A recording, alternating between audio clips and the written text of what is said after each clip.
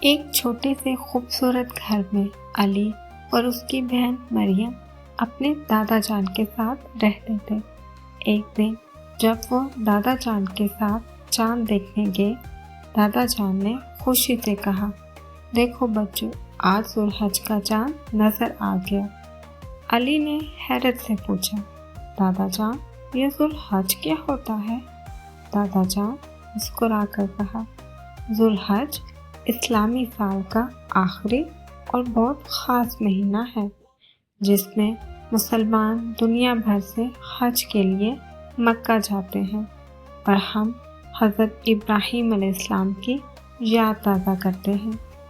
مریم کو تجسس ہوا اور فوراً پوچھا، دادا جان یہ حج کیا ہوتا ہے؟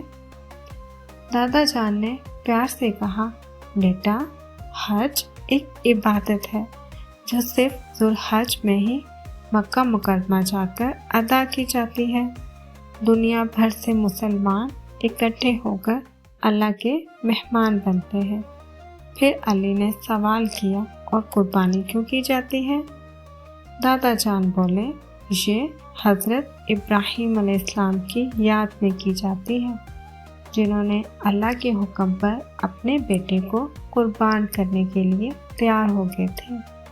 اللہ نے ان کے اخلاص کو دیکھا اور ایک دمبا بھیج دیا۔